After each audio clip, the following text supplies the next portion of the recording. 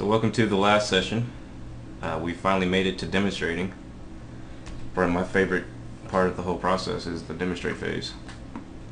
This is after you've already completed all of your labor of love with your project.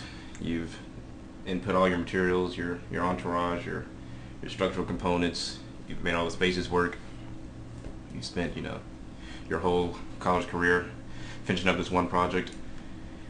And now it comes to the demonstrate phase, and this is where a lot of people will make mistakes actually, and actually presenting their designs.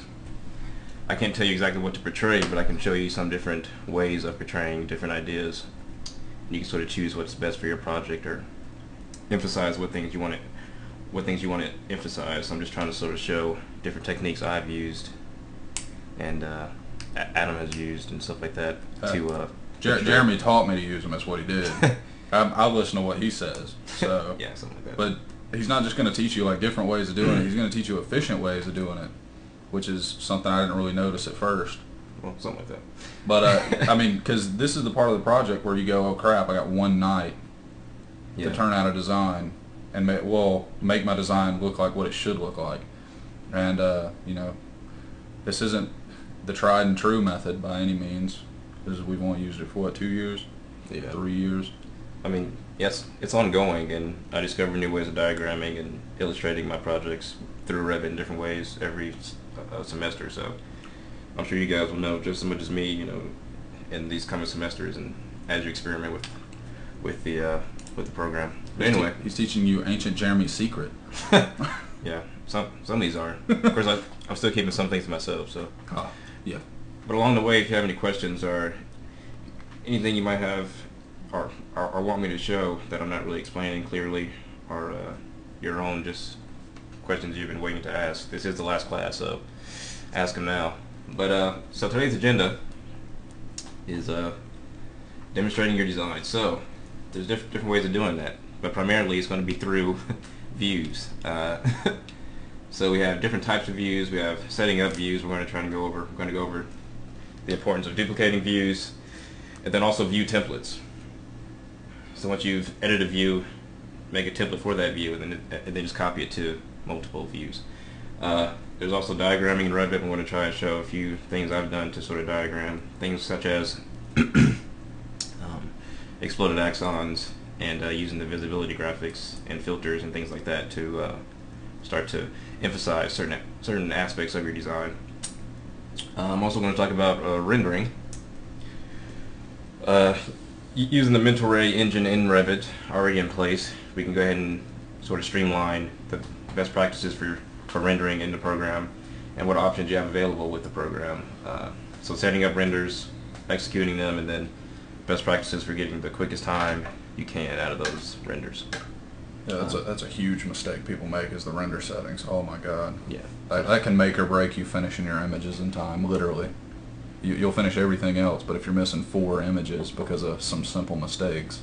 Yeah, there's also a lot of wasted time on renders that aren't even necessary. We can do just as good quality with, say a shaded render or a hidden line drawing. But anyway, and then after that, I'm going to try to go over quickly exporting.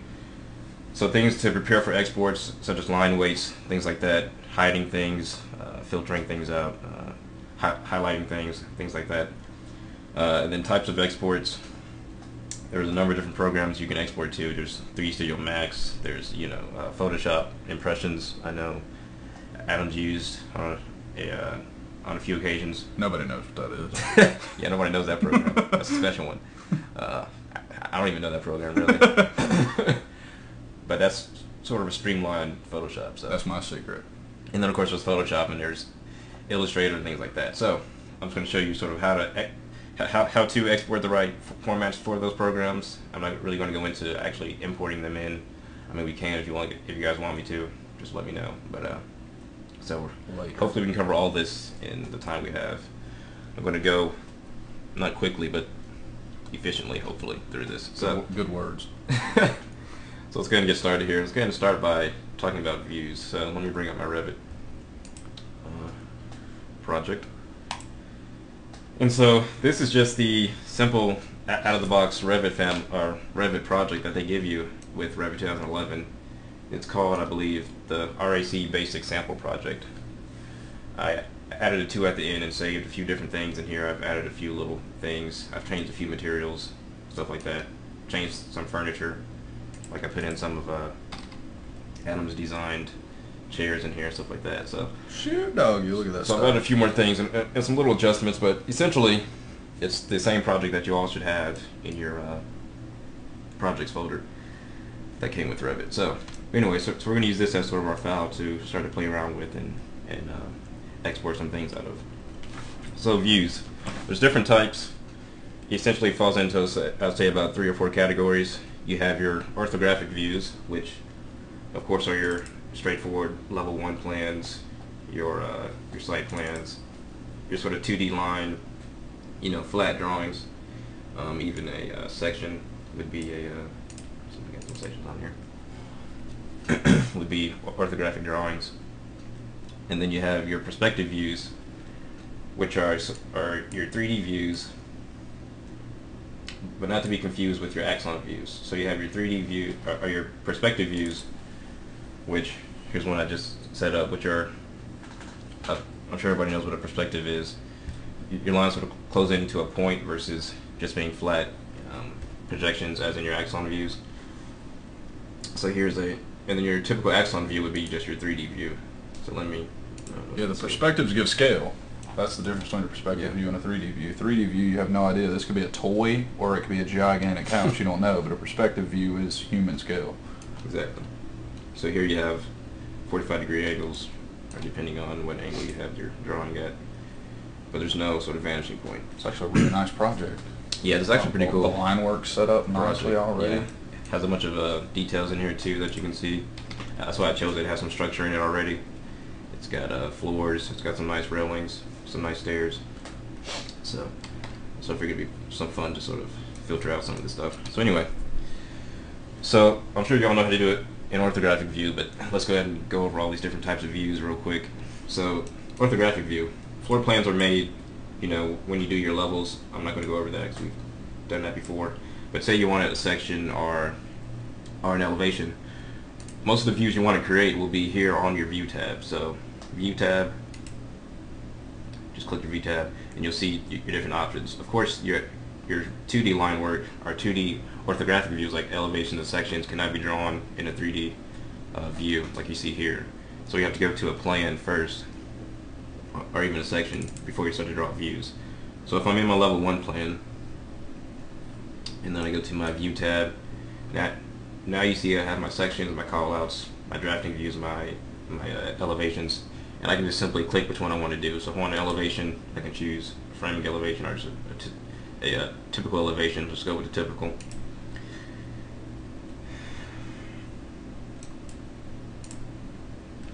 And once I click it, mine is actually hiding my elevation tags, which is why when I clicked, you see down here at the bottom it says none of the created elements are visible in floor plan level 1, and that is because if I go to my visibility graphics, which we'll actually talk about later, shortcut VG, if I go to my annotation category, we'll see that elevations are turned off.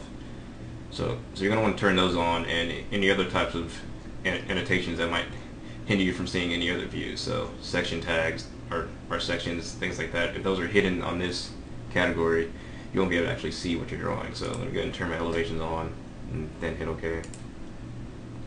And I can see the one I just placed right there. But as I move my elevation tag around, you'll see it actually rotate towards different walls. So if I click it here, it'll go right perpendicular against that wall. So if I want to slant it elevation, I can just place it right in front of a wall. If I want one for this wall, it will just switch around for that elevation. So it does that typically for any wall in your project. So if I want an elevation of that, I would just place it in front of this and then just click. And now that that's created, I can cancel or go to modify, same difference. And then I can double click that arrow, and that'll give me, you know, a orthographic view of that elevation. I got this massive tree just right in front of the building. Let's just delete that. Delete. Perfect.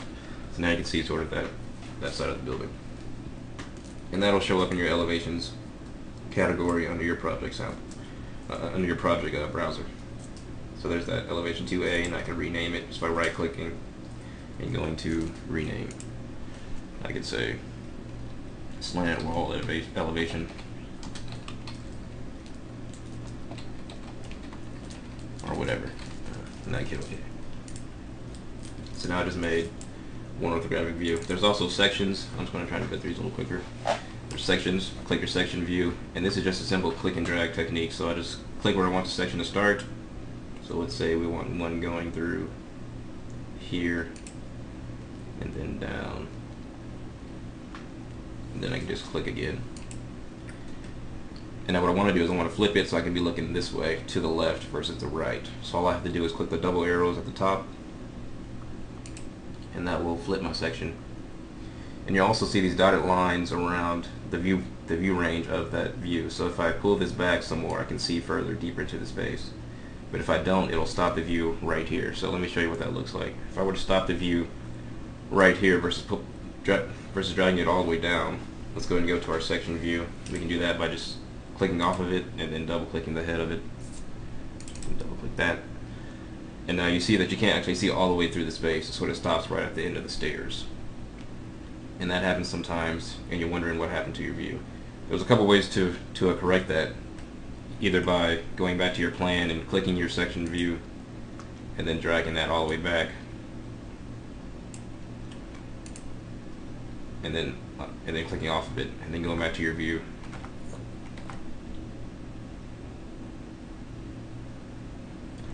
Close some of these I'm not using.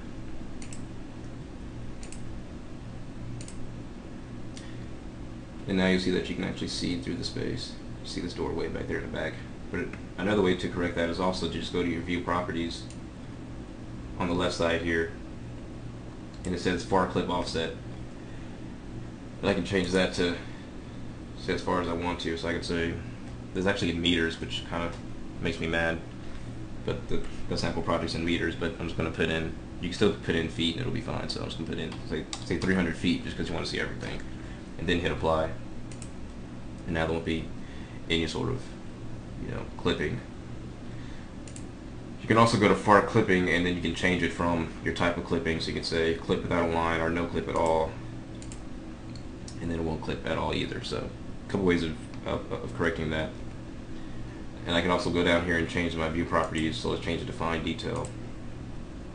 And remember, these tools at the bottom here are always view specific. So if you change it here, it only work in this one view, not all your others. So let me go ahead and change, say, consistent colors. So you can start to see what we're looking at here. And now you can see that you can see all the way past the building to the topo far beyond. So there's that view. There's how you do your sections, elevations, and then a call out is simply a blow up of a smaller section of the building. So let's say we wanted to do a call out of just this restroom. We can click call out. Then we can just click and drag, or just click, we don't have to drag, and it'll create a rectangle around what area you want to call out. So whether it's the whole half of the building or if it's just a small bathroom detail that you want to explode. Typically we won't do this too much in say our projects, but in the field you'll have a lot of call outs if it's a larger project. You might not create a call out, but you can create other nifty little views with the call out, which you may use, like a three-dimensional call out. Yeah. But a call out's kind of weird.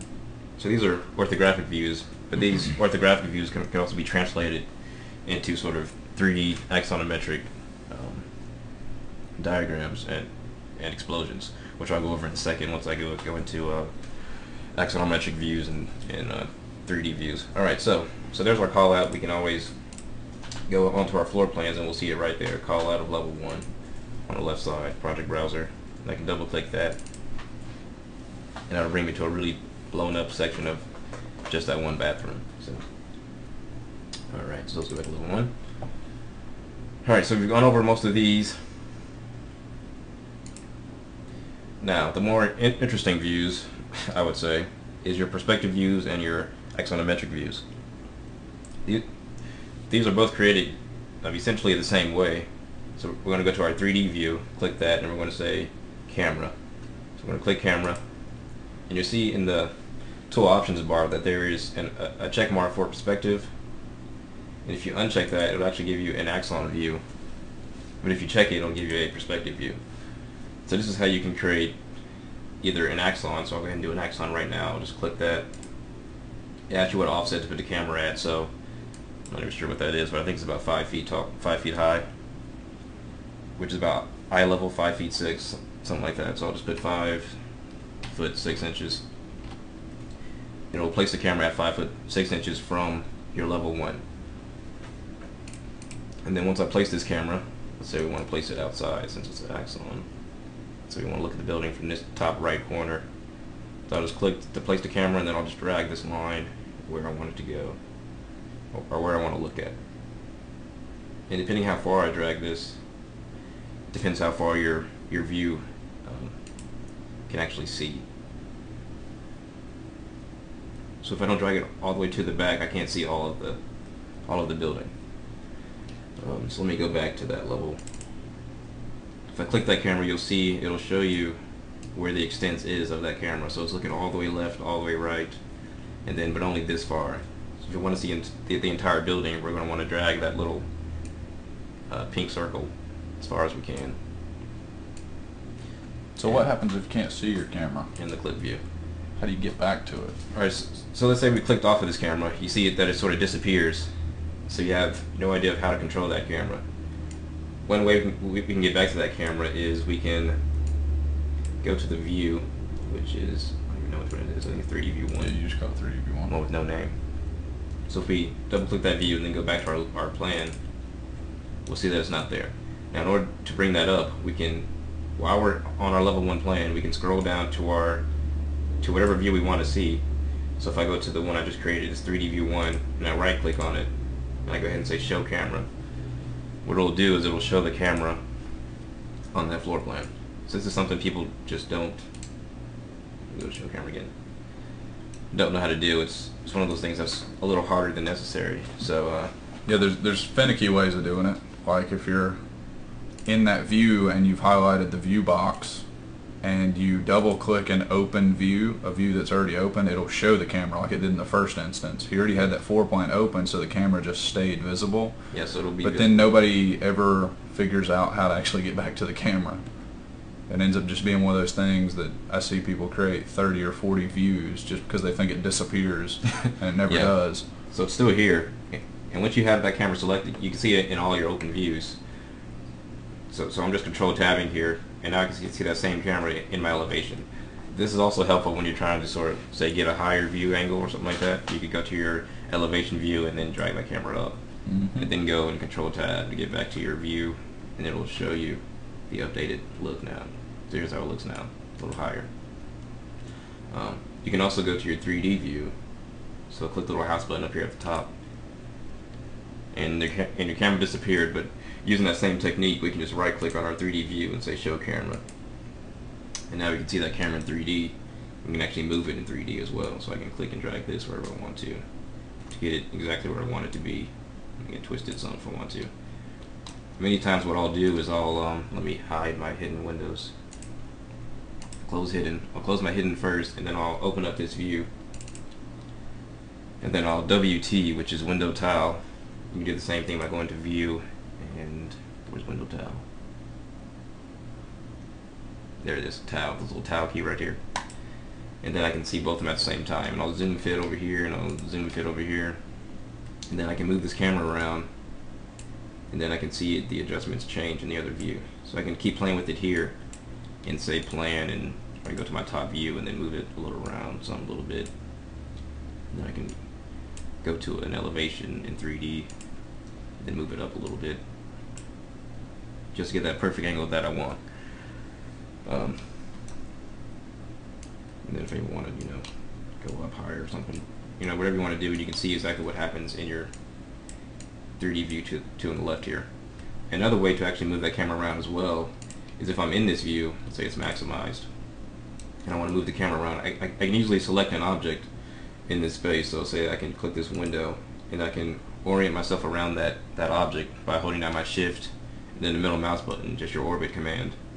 And you can move that camera around a little bit, but many times you'll scroll either off the picture or if you don't select anything and you rotate, you'll sort of orbit off of its axis, so you'll sort of move the whole building out of the way. which won't exactly work the way you want it to. So many times it's best to adjust your cameras either side by side with your 3D view, or either in plans and sections to get it exactly where you want it, versus trying to just sort of rotate and orbit around. Sometimes you can do slide adjustments while in the view, but you don't want to do major, camera movements. Like, you can't really move the camera in this view. You have to sort of highlight it here and then move the camera itself. So anyway, but there's a number of different ways to do, camera edits. All right, so there's your 3D view. Now let's say we want a perspective view. Now, a perspective view, when you're trying to sort of orient that camera, it's definitely a lot better to be done in 3D or on plans and sections. A perspective view, you don't really want to try and move inside the camera itself, or inside the image file itself. You want to do it, on plans or sections. Unless you want to destroy it. Because you will just get thrown out of proportion. Yeah, and it'll just throw it out in a blank space, and then you're confused for the next 15 minutes. Yeah, it won't exactly look right, so let's go ahead and create a perspective view. It's done the same way, except now we're going to check that perspective view box. So we go to 3D view camera, and we're going to say perspective, which is the default, and it's going to be 5 feet, I believe, off the ground, something like that. 5'3.5" inches. Let's go to level 2 this time. It's over that. It's like 5'7". It's weird. Ish. Yeah. It's their own relative height, but you can put in whatever you want to there. In metric world, everybody's taller. Yeah. I guess the Imperial people are shorter. Alright, so there's my... Yeah, there. My escape key doesn't work on my laptop, so it throws me off sometimes. But anyway, so let's go back to our floor plan. 3D view, camera, perspective. Alright, now we got a little camera going. Let's go to level 2. And I'm just going to say, where do I want to go? Let's go here, looking inside. So I'm going to click here. I'm going to look up the stairs-ish.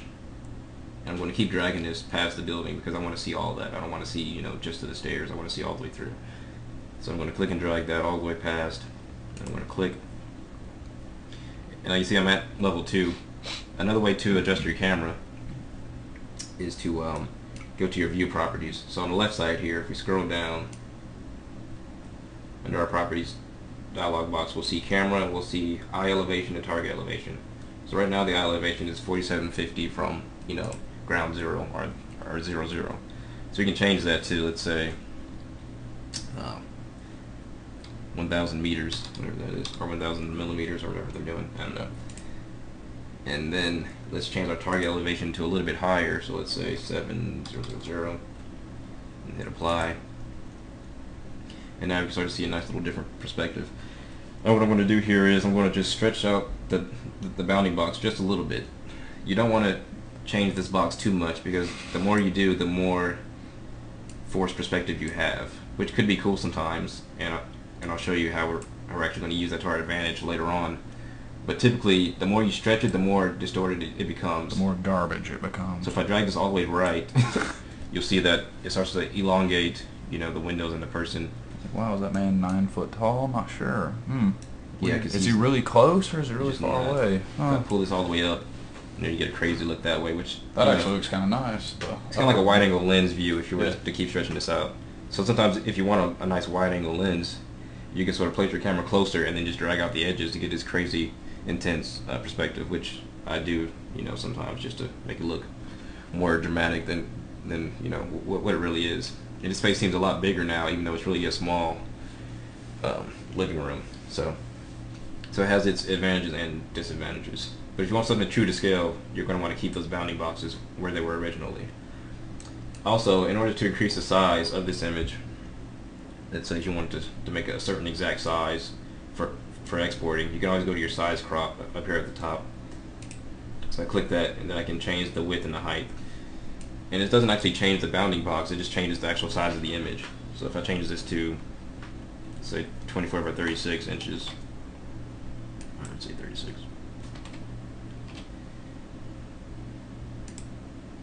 If I say scale, then it will keep sort of the shape of this bounding box and then match the height. But if I say just the field of view, I can put in whatever I want here. So I can say 24 by 36 or 36 by 24.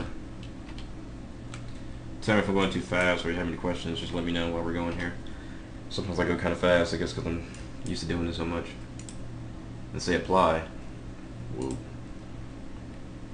It'll actually change the field of view to match what you specified, which is not what you want to do. And it killed it. So if I undo that, size crop, let me keep the scale. Now let's see what happens. 36 inch. Well, yeah, it's going to do it for you. Then say OK. Actually, just makes the image larger. Much better. Versus distorting everything. So there's some ways of increasing that size. Say for an export, you want an exact sized image. But there's also the option of just increasing the quality of it when you export it. So if you export at a higher DPI, then it'll inadvertently be a larger image as well. So there's a couple ways of doing that, but if you want an exact scale, you can always do it that way as well. So that's how you do your perspective views. Now I'm going to talk about taking those orthographic views that we just created before and turning them into some 3D axons. So let's say you want a sort of 3D axonometric section or perspective or whatever. We'll go into that later. But so we have this call out view. One thing that's cool about your 3D views, let me just go to my 3D view. Let's go to 3D view here. And let's actually duplicate this. So just your generic 3D view, we're going to right click and say duplicate view. Many times you want to duplicate it before you create, before you change things. So you can have a number of different views, at different scales or at showing different things. So we're going to duplicate this instead of changing our original 3D view. And now that we have this copy, we can rename it, whatever you want to. Let's say 3D section. Then I'll say OK. And now that I'm in this, you see that I actually have my section box showing, which this typically wouldn't be showing unless you told it to show. So let me turn that off and I'll show you how to turn it back on real quick.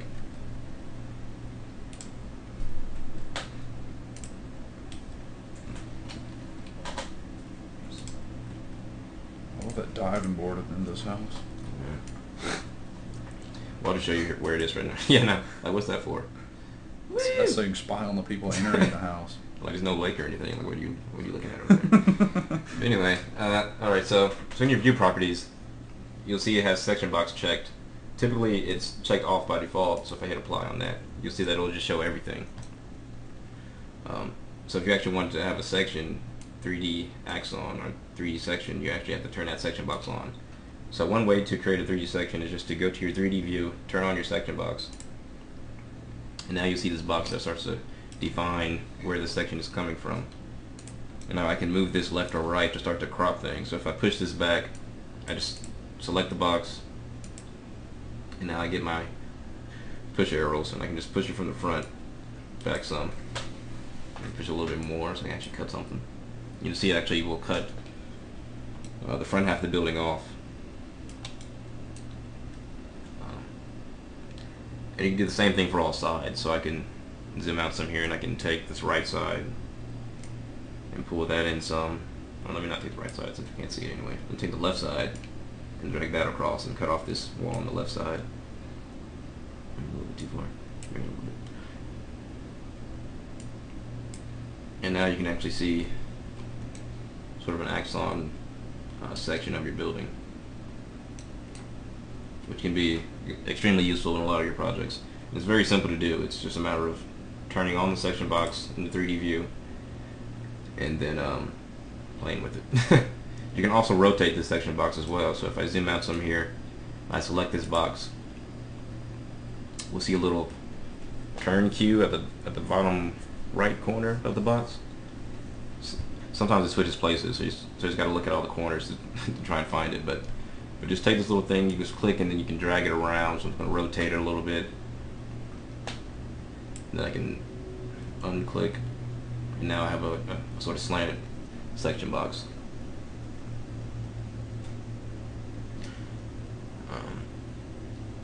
So there's that. Now, sort of take those orthographic views, kind of got sidetracked, but if we have those orthographic views, we have a question here. Is that boxes geometry the only way in which we can do these 3D section slices? No. Um, There's a bunch of ways to do it. no, but essentially it comes down to a section box cutting things. But that's the most efficient way to do it. But if you're trying to keep things really exact, for instance, you want to cut a section box back like 5 foot, there's a thing called orient to view, and you can actually cut a section and then tell that section box to orient with a standard 3D view, and it'll automatically slice that 3D view exactly where you need it. It's a little bit tricky. We can try to go into it at the end of this, but we've already made a video on it actually that's on the website.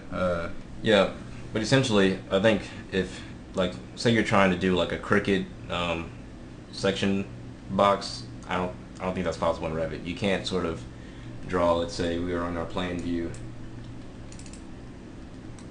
It's not that I know of. I've never figured out a way to do it, but you could have sort of say a stepped. It's not the way to do it, but a stepped section. But you can't have a rectangular shape, if that makes any sense. It's going to be a rectangular box no matter what you do. You can't sort of make the box any shape you want to. Let's say you want like a section or a round section of the building. You can't do that. I mean, if that makes any sense. You can't have a section that goes like this or anything either. At least not all. Not all at the same time. Yeah, you couldn't do it at once, but it'd be separate pieces. But essentially, it's going to come down to just a box that you can cut sections with. So I guess it is a little limited, but there's still multiple ways to do it, just like you're asking. So let's go back to our 3D view, and let me go ahead and show you how to convert some of those orthographic views that we have, such as our call out or our section, into a pre-made sort of 3D axon. So while we're in our 3D view, it's as simple as just selecting our box over here to our top right. If we right click on this box, we can tell this little box to orient to direction to a plane, but the more interesting one is to a view. So I can say orient to a floor plan if I wanted to, and I could say level 1 floor plan and just click there, and it'll automatically cut the building to exactly the right height depending on your cut data, things like that, in your properties of the view. Yeah, these to me are awesome ways to do views, and they're so fast. In 2010 they were a little bit weird and finicky, and now it seems like most things are ironed out. Most. Yeah, and you can always adjust it some after it orients there, so in case you want to pull it down and get the rest of that topo. But you can also do, so I'll say orient to view, and I'll say this time I'll say orient to a section. Let's say section 3. It'll automatically cut it perfectly. Then it'll place it sort of orthographically, but you can always click your cube here and get it to axon for you. And I can do the same thing again for my call out, which is really cool. Orient to view. Yes. I think Adam actually figured this one out. I never thought about doing a call out, but I did. orient to view, and I'd say call out 11-1. It'll give you a nice little cute little cube of that bathroom. Adorable. It's like one of the first people to do this, and it confused people at first. But basically, it's still a rectangular shape. Like I said, it's still going to be just a box that defines it. It's not going to be say a prism cut or anything like that. You can only do, a rectangle. You can twist it a little bit, but essentially in the end, it's still going to be a rectangle. Yeah. Box. So I guess that's the only downside. Still nice, but not as creative as it could be. Yeah, it has. I guess it has some ways to go. But I don't know, if you figure out a way, send it to us. Yeah. We won't tell anybody. I'd love to know. We'll keep it between us, or maybe we will tell everybody. Okay, so another thing that's really cool is actually I hate telling people this because it's so cool, but well, then don't skip to the next thing. All right, moving on here. But you should be able to figure it out if you use the techniques I've already explained here. But turning a perspective into a section as well. So you could do a section perspective. So it's not limited to just the axon view. If we were in, say, a perspective, so let's go to a couple ways to do it, but let's just go to a view. Go ahead and open that up. Let's go to living room. I'm not sure which one's better, but living room back. Where's that shows? Yeah, let's do living room. All right, so living room. Now this has the same properties as all the other views in that you can turn on the section box. So let me go to my left side over here, and I will say section box on. Now the thing about a perspective view is that your box will also be in perspective, of course. And sometimes it can be hard to sort of grab the front face of this because you can't really see the front face of the box because it stays in perspective. Kind of blows your mind. So there's a couple ways of doing it. You can go to your 3D view. In the same way we showed the camera, we can show our section box as well. So while I'm in 3D, I can right click on a living room view. I can say show section box. And that'll show me the actual section box that defines for that view. So there's the section box for this view, and then there's the section box for the camera for the other view, which starts to get a little confusing. But essentially, if I take this box here and push that back some, go ahead and cut. You can't see the cutting because we're not actually in that view. But I can always take it here first, cut it back some. I can always close my hidden windows real quick, and then I'll open up this window. Just like I said before, having two windows side by side and doing a window tile. And I can zoom fit these. I can zoom fit, and now I can actually see that view and where it's actually cutting. So now I can go over to this view and actually pull that section box back a little bit more, and you can see it start to sort of cut away at the building, and so we can get it at a halfway decent place. We can still see some kind of context. You can even put it here, and then actually I like that cut through the fireplace. It's kind of cool. And then I can turn on my, I can say show camera. Right click here and say show camera. I can take that camera, move it back a little bit. You gotta be careful when you're working in 3D. It's not gonna do exactly what you want it to. Because now it needs to go up some. But, there we go. Oh, gentle. Let me go elevation here a little bit. Just go crazy. Go about here. So I like that down a little bit. Let's go here. Let me try to bring it in so it's kind of centered a little bit here.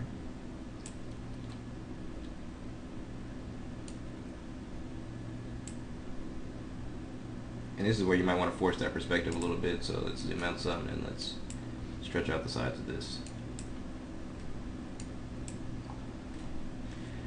And then let's kind of say shaded or consistent colors. That's cool. Yeah, why not? We're gonna save the project that's already saved, Why but not? we lost the other ones. Yeah, that comes with the program. Let's save Sweet. that one. You never know. Alright, so there's that. Alright. Well, there's no floor here, but apparently they missed a part. But anyway, so now I can actually move around a little bit if I wanted to while in this view and get a nice section perspective. Cool thing about this is it can also be rendered as well. So using some collapsing techniques in Photoshop and overlaying things, you can create a pretty interesting diagrammatic view. Alright, so that's how you would do a section perspective. So we've done 3D views, 3D axons, perspective views, perspective with cut planes. So now I guess all there's left to sort of talk about is walkthroughs, which, I mean, they're kind of cool. Essentially, I would say you only want to use your walkthroughs just to sort of help your design development, to sort of see the sequencing of spaces, things like that.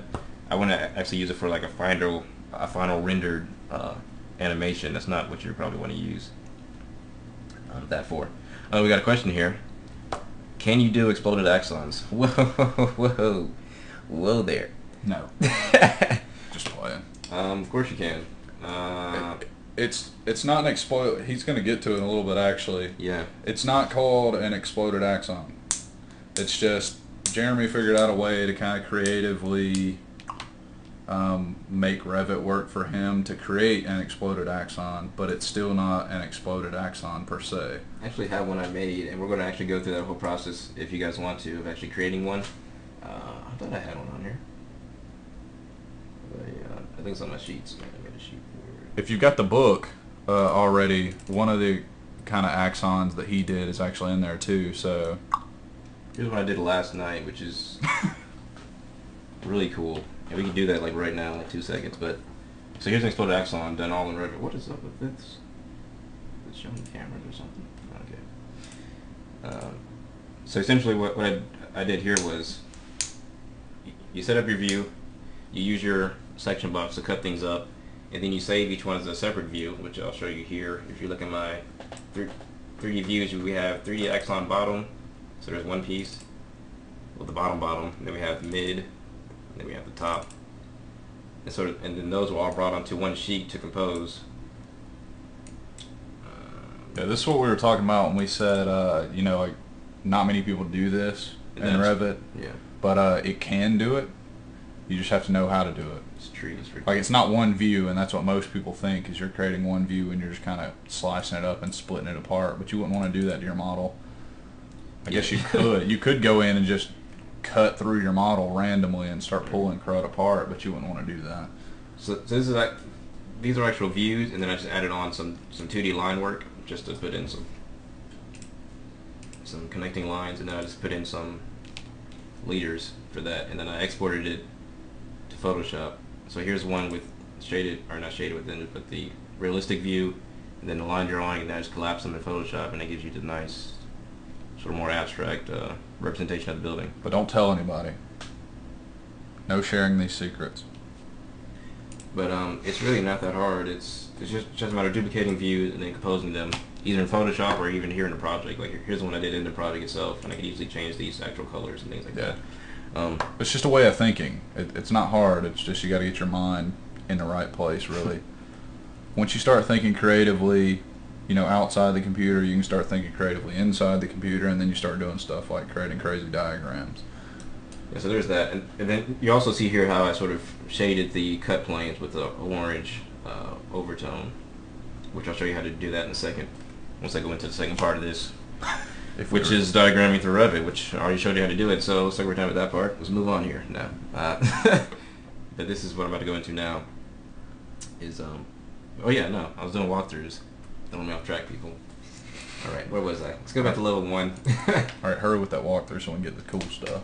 Oh yeah, time's going quick. I know. Oh wow. Alright, let's get out of this. Okay, walkthrough. Walkthroughs, I wouldn't really do in Revit anyway, so let me just show you that process. I'd use it just to see how, you know, like I said before, the sequencing of spaces and how it's sort of playing out through space, but I wouldn't actually use it for actual exported, you know, high quality renders, animations, or anything like that. I actually have an animation on YouTube for one of my last projects. You guys can look that up later, for the Nature Center. What's it called? Mill Creek Nature Center. So look that up if you want to see a Revit, all Revit sort of walkthrough. But here's how you do one. So let's go to 3D view. Under here you also see walkthrough. So it's going to click walkthrough. And now the way this works is it's basically a series of cameras. So as you click it continues to place cameras. So I'm just going to sort of start it off here. You see here you have the same sort of options. You have perspective view. You could also do an axon walkthrough if you wanted to. You also have your offset, so what height it's at, and then you have what level from it's going to be at that height.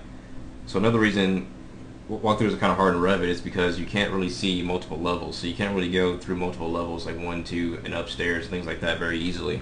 It takes like patience and a lot of time to make it actually work out pretty seamlessly.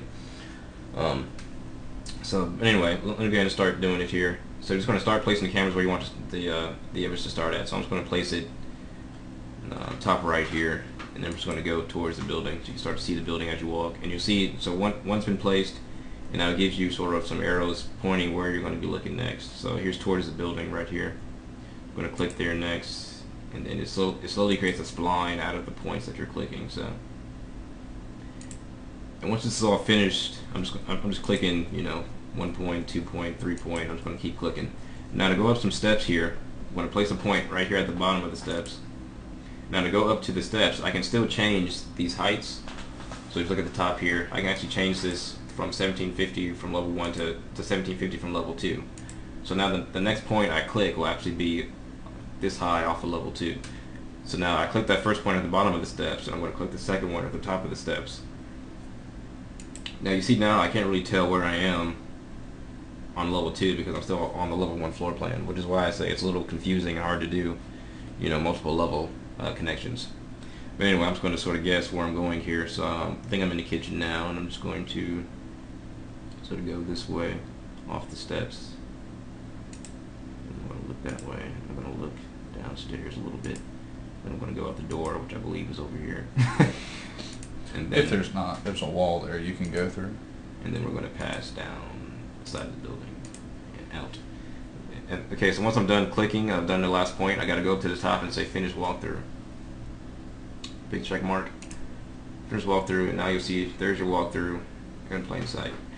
Now once now that we finished creating that, I can click that walkthrough and I can go to edit walkthrough. And what that does is it brings up keyframes and points for each of the cameras that I put down. So now actually, so I can move those points that I already created.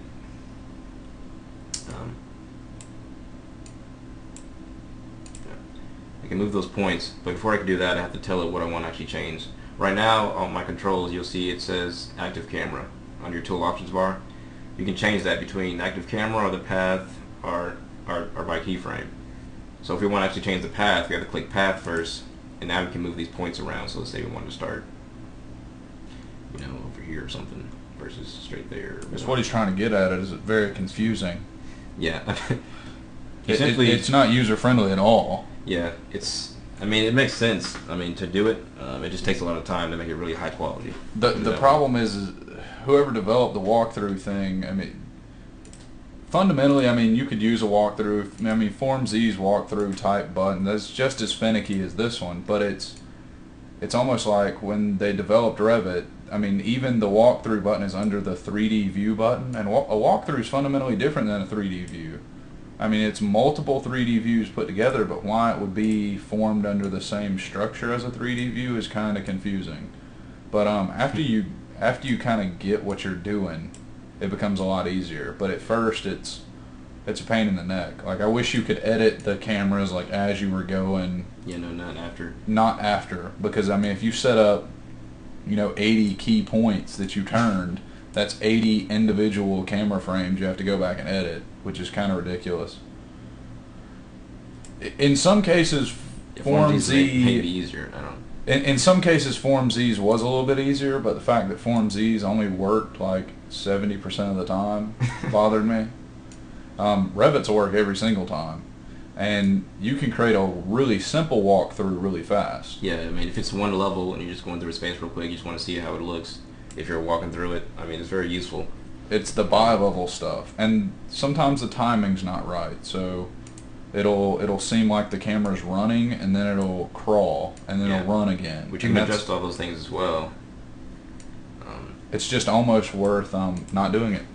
Under your walkthrough, yeah, it's so much work, but if you want to take the time, yeah, it's a lot of work, but in the end you can't really render it because it takes so long to render, unless you have a really fast computer. Because you have to render each individual frame. If it's 300 frames like this one, and it's taking you, say, 30 minutes for each frame, 30 times 300, too much time. So typically, if I'm trying to do an animation or something like that, I'll try to export to 3D Studio, where I have a lot more control. I can change things a lot easier, and it renders faster because it uses cores more efficiently and things like that. So. Plus the end result will look a lot better, things like that. But both will work for you, I suppose, if you really want to do one. But anyway, so what I was doing here is, if I go to my walkthrough and scroll all the way down in my properties, I can actually click the frames, and it'll give me sort of the actual speed of each frame, so I could make some faster or slower. I could take off this uniform speed button, and I could say I want frame 4 to be freaking, 4 times faster, and then really fast right here or something, and so forth. But once again, you got to sort of try and match this with the frames here and see if it's right, and it's a little too much trouble. Then you can sort of change the frames per second. Let's say 20 versus 15, make it a little bit smoother. And then 3 days later, you're finished. I can raise the frames up to make it more worth watching, better quality, and I can hit OK. Yeah, it's actually really funny. You'll sit here and put together a whole walkthrough, and you'll spend half a day doing it, and you'll think you have something really amazing, and then you render it, and it takes a second and a half to walk through it. And you're like, crap. Well, that's animations in general, so. But I can't walk through the house in a second and a half. Why does the walkthrough go in a second and a half? And then it starts looking unrealistic if you start slowing it down or adding frames to it, and Animations are another beast, but like you said. All right, so once you have that done, and you've you know, I repositioned all these cameras, so I had to go to my active camera control, and then I place the camera on one of these dots, and then I can rotate it to face wherever I want to. Because by default, it just faces straight. So if I'm walking this way, it's going to look straight towards nothingness, which is not what I want. I want it to sort of look towards the building. So you see all these lines here are portraying where the camera's actually going to be facing. And so I wanted to look at the building at all times, you know, come around, look inside, look at the living room, and then go upstairs and so forth. So once that's all done, I can actually look at this. I'm done quitting or done editing. I'll just say yes. And then I can go to my project browser, and if I scroll down and go to walkthroughs, I can go walkthrough 1. It'll bring up that walkthrough. And then I can click the frame. I can say edit walkthrough. And then I can go, not frame 378, but frame number 1. So I'm going to highlight that and change it to 1 on my options bar here. Then I'll bring me to the first frame.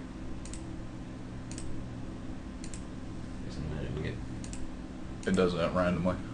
It'll just make you exit. Yeah, it makes you exit whenever you take it off. So anyway, if I select that box, edit walkthrough, now I can go and I can say play.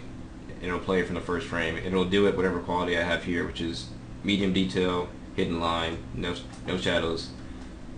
And I'll just hit play. We can sort of go through this. It's going pretty slow on my computer too, so I don't think it's just yours where it's sort of hiccuping. It'll start to walk you through the building. That's each frame. Like, I mean, that you can create some really nice stuff with walkthroughs. Don't get us wrong. Yeah, it's so cool. But in terms of presentation quality, us doing it for our projects, yeah, it's not really useful. I've never seen a teacher go, "Well, you get an A because you had that super nice walkthrough." Well, sometimes that happens, but well, if you're sacrificing the quality of your work, but this won't be but it won't be a nice walkthrough. It'll be, you know, it'll take way too long. Most people aren't going to have the time to get to this part unless the teacher allows them to be able to get to this kind of quality. And I mean, it would be really nice if we had time to get to all of our walkthroughs. That'd be sweet. Yeah, you know, actually a realistic type view of our space in its entirety. Yeah. That'd be amazing. But the fact of the matter is architecture universities in general just don't allow you to finish. Yeah, that's another story. So here's the part we were talking about. Okay, let's run up the stairs, and then we're going to slow back down. On that frame thing. But so you can see. You guessed pretty much right. So it's really useful when you want to see just sort of how your space plays out for yourself, which I do a lot of them just to see how, you know, my spaces look and feel. But I typically don't do them for presentation quality. I just do them, you know, quick hidden line drawings just for me to see how things are playing out. I don't do them for, you know, presentation quality, unless I'm going to export out to 3D Studio and do some other stuff there and stuff like that. So, but you can also do, you know, a consistent colors one, something like that, with some shadows, just to really get not consistent colors, shaded with edges, with shadows on, and then you can start to see exactly how the sun plays into space and things like that. And then you can export that, and it won't be too long, you know, for an export. But just for your own, you know, I don't know, discoveries, but typically not for presentation quality. I did one, but I didn't really like it that much. But I mean, they're still fun to do. I mean, and you can still experiment with it and get whatever quality you want. I mean, do whatever you want to. But I know sometimes it helps you figure out things that you've messed up. You know, how you're detailing stuff. If you can walk through a space, you can understand a space a little bit better. So it does help with that. Yeah, you definitely want to use these all the time. I just don't know about the quality for presentation. No, but anyway, no. Let's move on here. So if you wanted to export this, though, to say a video file, you have to be on the walkthrough itself. If you're not on the walkthrough, it won't know that you can export a walkthrough. So let's say I was in a... Oops. What a terrible teapot. I know. Let's put a teapot in the middle of the space. What the hell? I'll take that out. If I was on, say, a floor plan, I went to the R button, then I went to export, and then images and animations. It does let me export a walkthrough. No, yeah, see? No, it doesn't. Don't second guess yourself. If you go to export images and animations and walkthrough, it actually won't. It does allow me to click on the button that says I can export a walkthrough. Oh, and then it doesn't allow me to. Yeah, so it doesn't allow Darn. So what you want to do is go to the walkthrough first. Just like you were saying. Where was it? Walkthroughs, walkthrough 1. And now I can say R button, export, images and animations, walkthrough, and that'll ask me my frame range, all the frames, what quality. It'll give me my total time, just 25 seconds. And then I can choose the type of style I want. I can even do rendering if I wanted to. I won't suggest it, but you could. I have then you done could it. just say hidden line, you can say yeah. If you render it, basically his start is frame 1, his end is 500 right now, so it's going to render 500 images. Yeah. So yeah. Times that by how long it takes to render one. So yeah, if a render takes 5 minutes, I mean you're looking at 2,500 minutes for that. So ridiculous. I can actually tell you. And then you just say export, and then you can go and you can say AVI file, you can say JPEGs. So if you want to separate images, you can do it that way as well, or PNGs, whatever you want, or just an AVI file, and it'll combine that for you. And then I'm just going to go to my options, and I'll bring you back to that same properties dialog box. So cancel. If each one of those renderings went 5 minutes apiece for this entire 25 second walkthrough, it would take 42 hours to finish the walkthrough. And there's no way the renderings are going to take 5 minutes. You're looking at probably a 10-minute render minimum. And just a quick suggestion, if you're already going to export one, go ahead and do the Microsoft Video 1 quality, and then go ahead and change the compression quality to 100%. And then go to configure as well and change that to 100% as well. So that'll give you the best quality with the least amount of space taken. You can do full frames uncompressed, but that'll be gigs of information, especially if they're rendered or something like that. So Microsoft Video 1 and then quality 100%, then configure 100%, say OK. Then just hit OK, and it'll sort of export that to your desktop or wherever you wanted to save it. Of course, it'll go through it one by one, and I don't have time for that, so I'm just going to hit cancel. You don't have time to sit here for just 30 or 45 minutes and let it go through the 25-second walkthrough? Maybe later. I don't even know. Did it before class and showed We you guys. didn't prepare enough filler for that. But anyway, so that's how you do a walkthrough, which, like I said, is useful. But yeah. So anyway, all right. So now let's go to diagramming through Revit, which some people already asked about how to do an exploded axon, and I'll get into maybe that if we have time. But let me first go over the visibility graphics and how I do a lot of my diagrams. So go to level 1. Let me just show you real quickly how to poche walls. You see in this project that they're already pocheed, but if you didn't know how to do that, how to make this wall sort of filled with a color gray or whatever color you want it to be, those are all properties inside of the visibility graphics. So if I go to my level 1 view, just double click that's where I am, and I go to VG or visibility graphics, we go the old-fashioned way. So view tab. Oops, sweet. That's not what I want though. Get it back to where we were. Visibility graphics under left here. You'll see that here for patterns they're all overridden with this sort of gray color. Now in order to do that, I'm just going to say select all, and then if I click here it'll change all of them. So if I change this to, like they already have a solid fill of gray, but if I want to change that to a different pattern, even a crosshatch or something like that, which I don't want to, I'm going to keep it on solid fill. But you have your pattern that you can change, then you also have your color. So let me change the color to something more cooler. Let's do to looking nice. You can do this crazy colors like a fuchsia or something. I knew you were going to pick that color. I don't know why. I was like, he's about to pick the pink color. He's about to. Fuchsia. Yep, there it is. Let's do red just because. Just because he said that. Right. So there's red. He's going to hit OK. And then if I say apply, oh dang, I didn't check. So here's how it works. All these little check boxes tells things to be hidden are shown. So I accidentally checked all of them off when I was changing the pattern. If I just check them all back on again by hitting the all button and checking them all again and then hit apply, all of our stuff should come back. Now you see we have red lines for the poche of the walls, and also for curtain walls you'll see where it cuts mullions, it'll fill that in as well. It should be the same thing for doors and things like that as well, because all of these, anything that's cut is going to be this red pattern. You could even do it just for walls if you wanted to, so maybe all of them don't have that. They're actually all just clear overrides, okay. And I'll just say walls themselves will be the only ones that are overridden with a red color. Alright, solid fill, color, red. Dang it, red. Okay. And then I can hit apply, and then now just the walls are. But you'll see the curtain walls aren't anymore. So, some more things I've used this for in the past as well, is to actually isolate different elements. So let's say we're not in a plan anymore, but we're actually in, say, a 3D view. So let me go to my 3D view here. Just 3D. Oops. And there's a couple techniques you can use here. There's turning walls transparent, which I do sometimes. So I'll go to my VG again, and I'll go down to walls.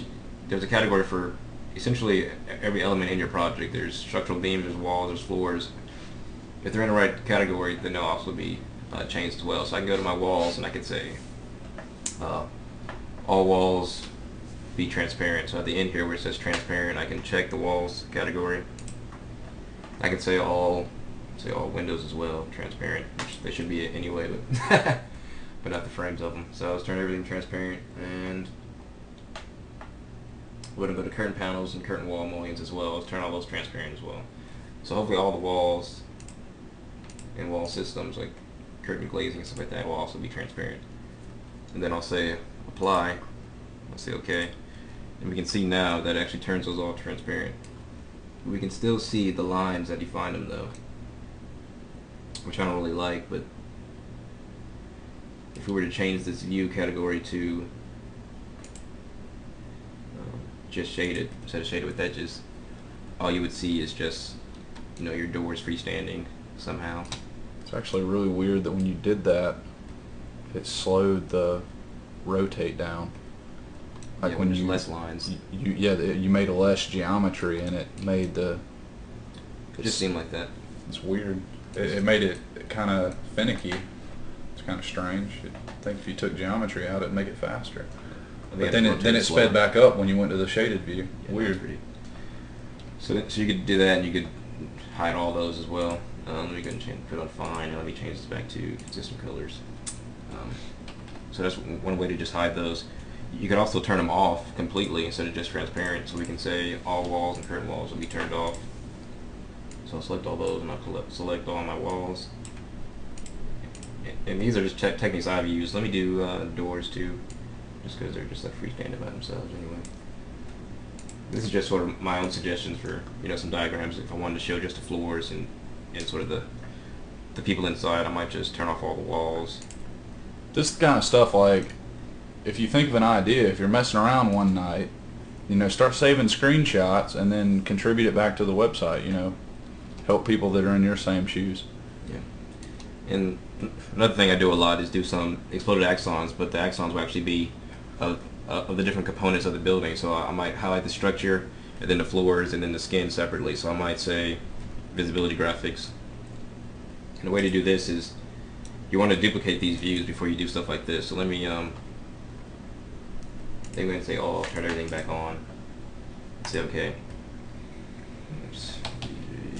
All. I'm gonna take them all off transparent. Okay. Then what I can do is, let's see here, where's my 3D? So I got that one. I'll say duplicate, and then I'll say VG, and I'll say turn everything else off except for my structural system. So I'll leave on beams, columns, foundation, framing, sure, leave all those on, and I'll say apply. And now we have sort of a blow up of just the structure, and then I can go to another one that I might duplicate this view again. And I mean, it takes a little bit of time, but in the end, it's a pretty useful technique. And then I'll go here and I'll say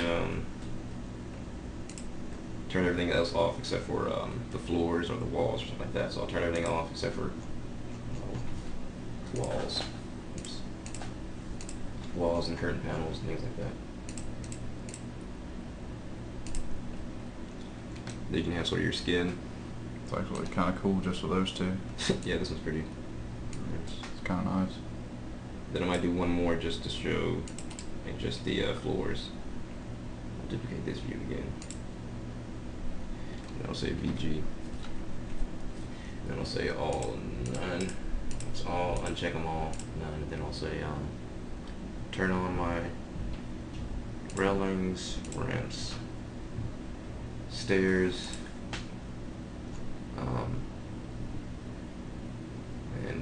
borders are there. This kind of stuff that I like call robot tasks. Repetitive. Yeah, it's just really repetitive, and it ends up being really monotonous sometimes, where you almost get bored with Revit, but then you realize when you finish, wow, I created that, and that looks dead sexy. So it ends up being a really, really nice image, even though you've had to create, 8 different views and play around with them and get the exact right thing. I mean, I've seen Jeremy play with stuff for way too dang long. Like, I get tired of it after like 2 hours, and I just be like, all right, we're sticking with that. I'll come back to it if I have time. And I've seen Jeremy mess with the same image for 4 or 5 hours until everything's absolutely right. So, but his images are way better looking than mine. That's why he's talking to y'all about this, not me. Oh. I don't know, a little something. But anyway. I know how to create a 3D view. So we have our 3 views. And I'm going to, I forgot what I was going to do. Oh yeah, I'm going to orient them all the same way. So I'm going to say copy 4, and I'm going to click the top right of this, so they're all, now the bottom right. No, let's do the center. No, let's do the top right. So let's do the top right for that one. Let's go back to our other view. Same thing for this one. Just so they're all oriented the same way. So when we collapse them, it won't look, weird. So now we have those 3 views, and what I can do is I can go to View, my View tab, and I can go to Sheet. And just to create another just blank sheet for me to compose things on, because all these views can be placed on sheets. Instead of going out to Photoshop or something like that, which you could do it that way too, just export these views and then do it in Photoshop. But I'm going to try to do it all on Revit here. So anyway, new sheet, I'll just say, new, none, whatever, and say okay. And I'll give you just like a blank page, and I can just click and drag these views. So let me take a copy of 1, 2, okay. So let me just click this and right click and say add view. You can click and drag views to it, or I can just say add view. I'm going to do it this way because it's faster. I'm going to say that one, and that one. I'm just going to say that one. Wow, so small. I'm going to place it. I'm going to say add view. I'm going to say that one. Then I'm going to say add view again. Now I'm going to say, which one it is? This one. Add view sheet. I'm going to say there. If I zoom in here, we pretty much have the workings of a exploded axon.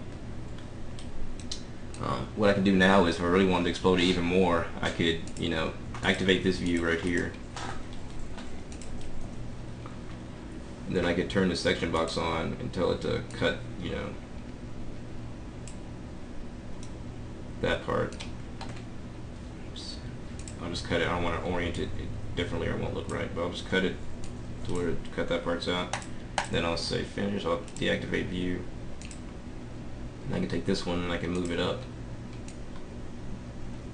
to the top here. See, that's the roof. And I can take that same view. I mean, you should get kind of get the point here. Take that same view and I can say duplicate view.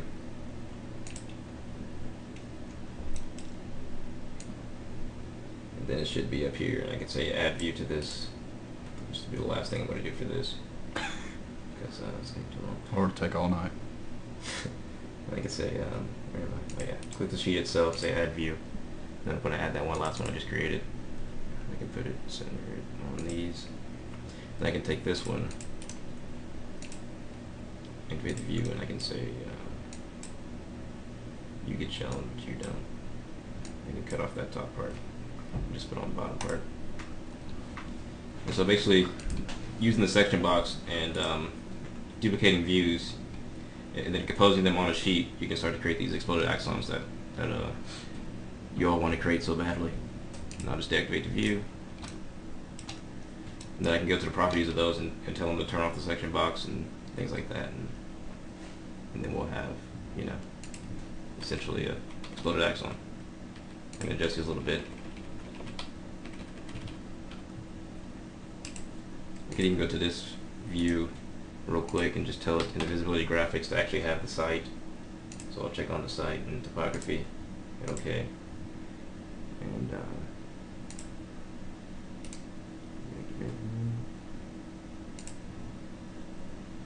I should be able to push it to the back.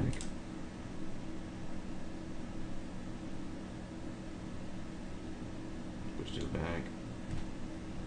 There's a send it back somewhere. Yeah, somewhere around here. It doesn't just stay in front like that, I know that. Send it back, where are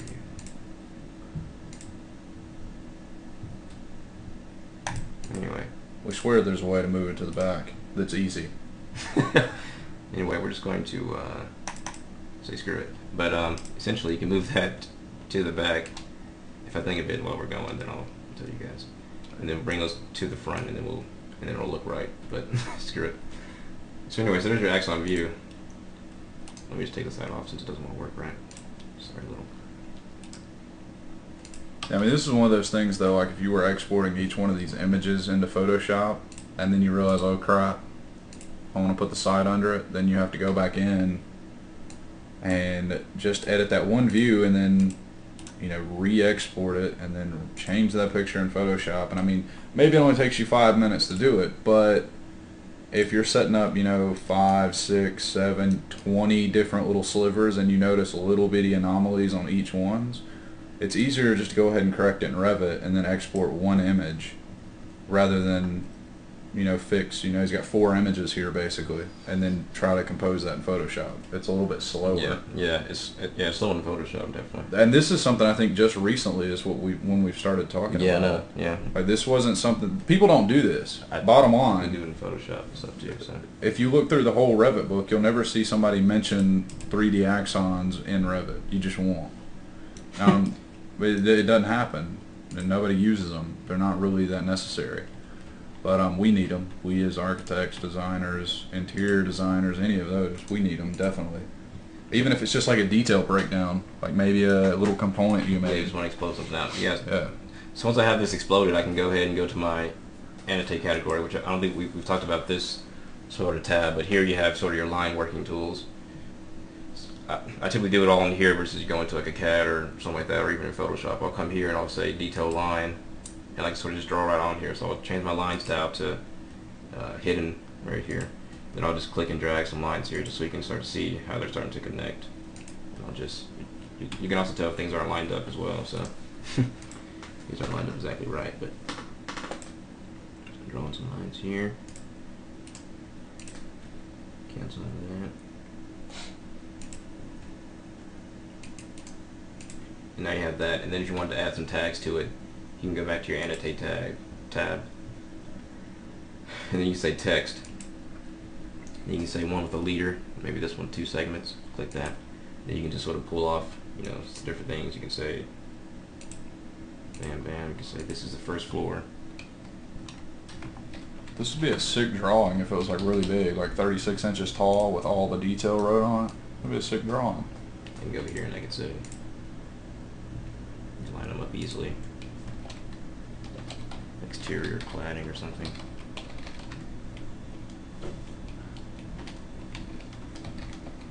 Basically, you get the point.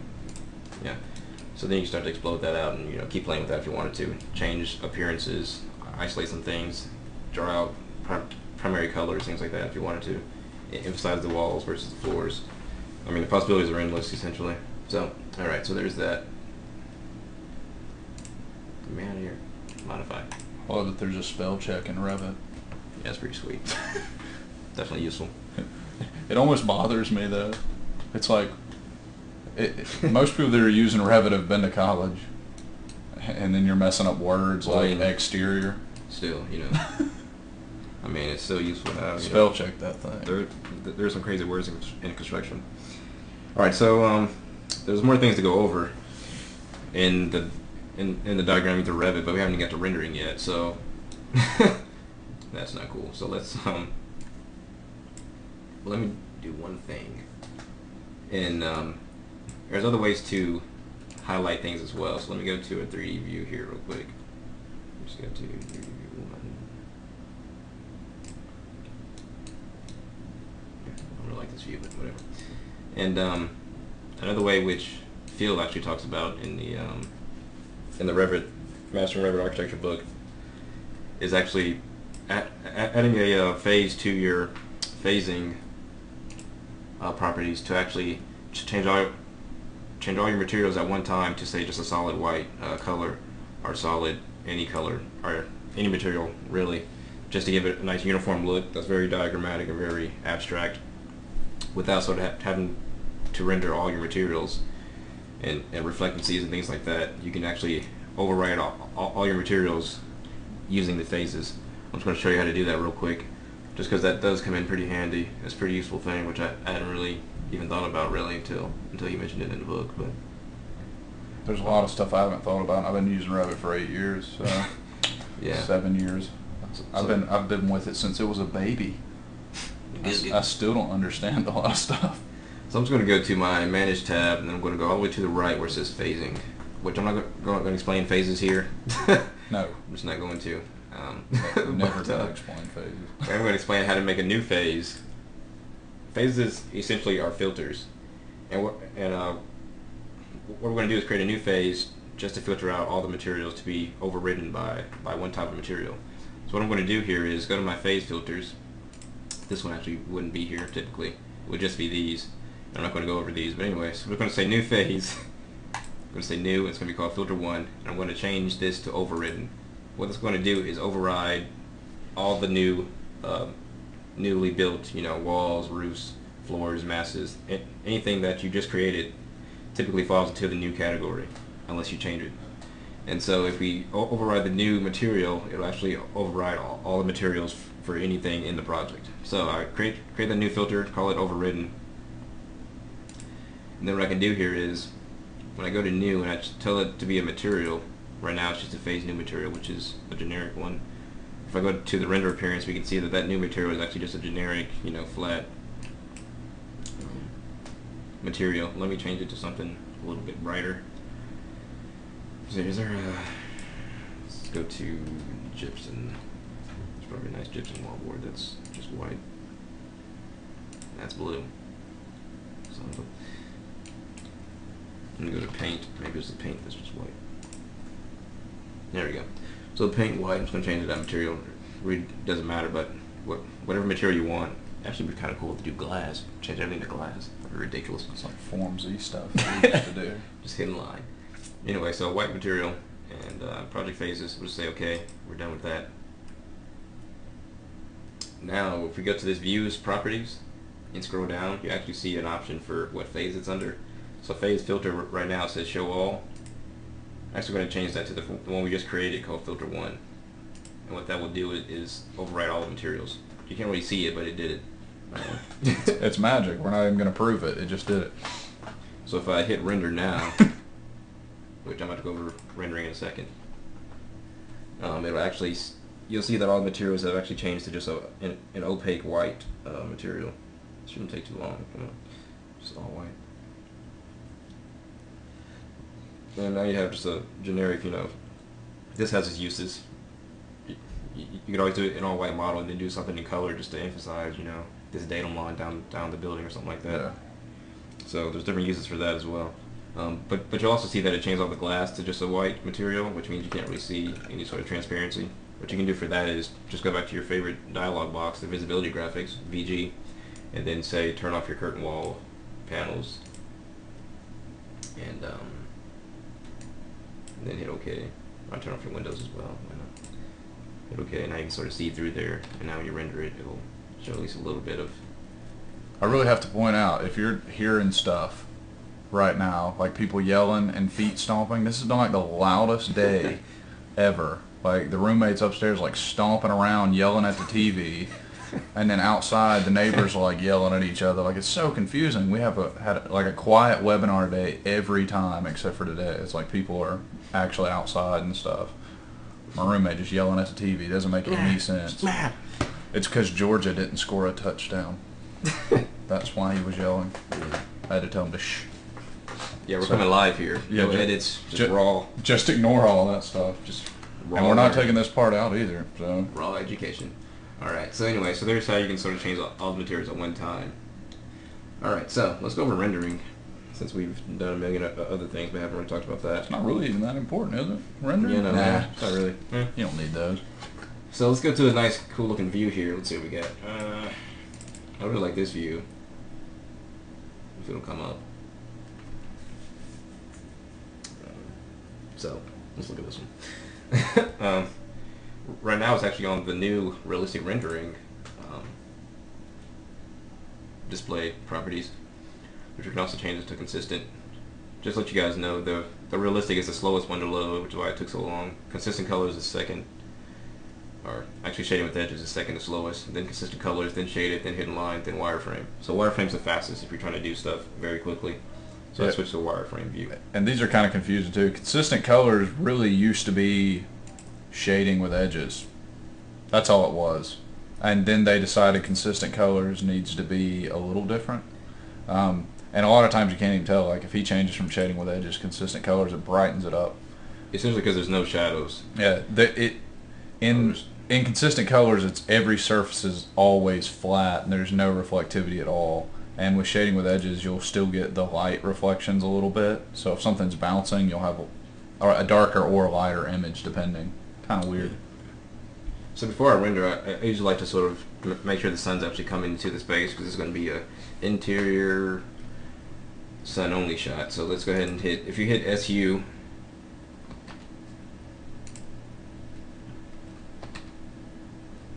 wait a minute, maybe not, let's try this again, SU, that was the non-shortcut. What's not letting me adjust my SU usually takes you to your sun settings. Let's go about it the other way. Let's go ahead and open up our rendering dialog box, RR. The other way to get to that is just click the teapot at the bottom of the screen here. This little teapot. And it'll give you all the options for rendering an image. I'm just go through these real quickly before I actually change the sun. What you have here is you have different settings. So this is your quality settings. You have draft, which is your quickest render. You saw how quick the other one was because that was a draft render. So you have your draft, you have your low, which is essentially the same as draft, but I mean it looks about the same. You have your medium, and then you have your high. Typically most of my renderings will be on high. Best is probably the best looking one, but it takes about 3 times longer than high does. So if it's not worth the extra time, then don't waste it. So my favorite scheme is sort of the high setting. There's also a custom setting, so let's go to custom. What you can do is you can edit that custom setting. So if I go to edit right here at the bottom, you can see how you can change every single little aspect of how the rendering engine works. I'm not going to go over all these, but essentially the higher you raise these bars, the longer it takes. Especially for things like refractions, reflections, this first one, and artifacting. You can raise and not really worry about it too much. But things like refractions and reflections, anything that has to do with bounces, sun, shadow, any of that. Especially this one, the bounces.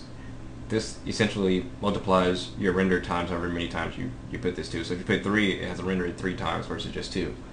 Because this is calculating all the light that bounces off the space. So the higher this is, the more accurate it is for real life, but it's also the longer it takes. So if you actually look at the difference between like high and best, this is a good way of noticing, you know, me and Jeremy use high a lot, but I've been noticing that the smaller the object, you have to put it on best, because the object looks, yeah, if it's it doesn't look real anymore. If you put it on high, it almost looks kind of clayish, like it's not rendering it, it's not sampling it enough to make cloth look like cloth, for instance. On the size of the project, if you're rendering a skyscraper, you might want to do high. Yeah.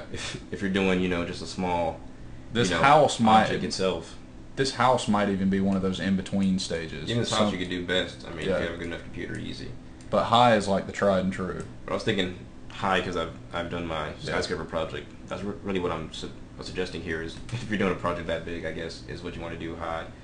And typically for quick renders, you want to do high. But if you have plenty of time on your hands, then do best. Sure, see how long it takes. I mean, if you have a fast computer, do best. Why not? But if you don't, and you're on a laptop, that's when I say use these settings. I'm getting right here. So if you compare our draft view, like here's draft and here's the settings for drafts, you can sort of see what's on. It has sort of 2 bounces here and 1, 1. If you change that to say a high, you see it has 5 here, 6 here, and then it still only has 2 here. If you change that to best, it still only has 2. So just imagine how much how much more time that takes to actually raise this up one notch. I mean, just look at the image. You're probably not seeing any difference in that indirect illumination bounces. Look at the difference. Like at first glance, there's no difference between the absolute lowest and the absolute highest. So really and truly, what's it for? It makes your darker's darker and your lighter's lighter, and there's more midtones.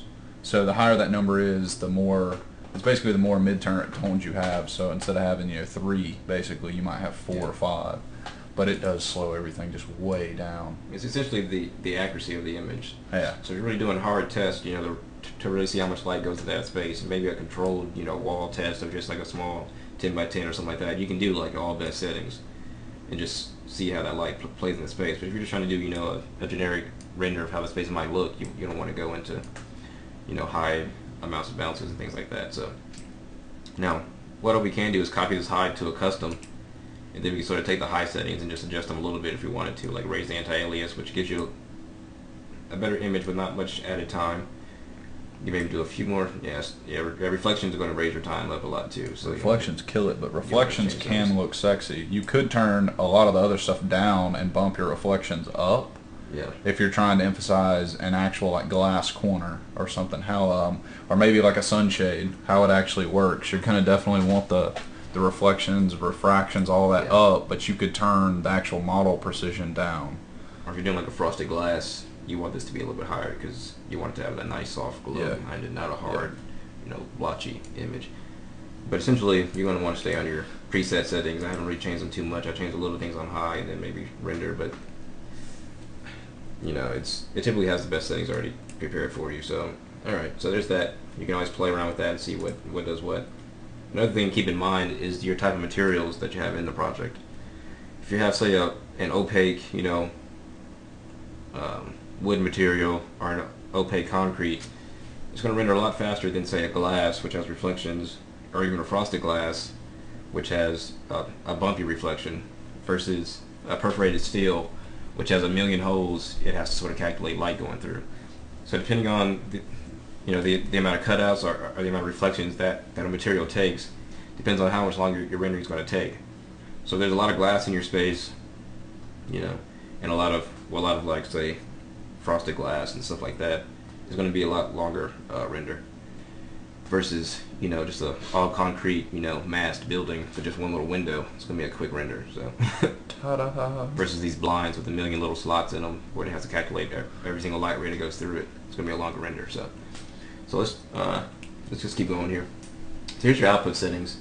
You have your screen resolution, which just renders an image the size of your screen as it is right now.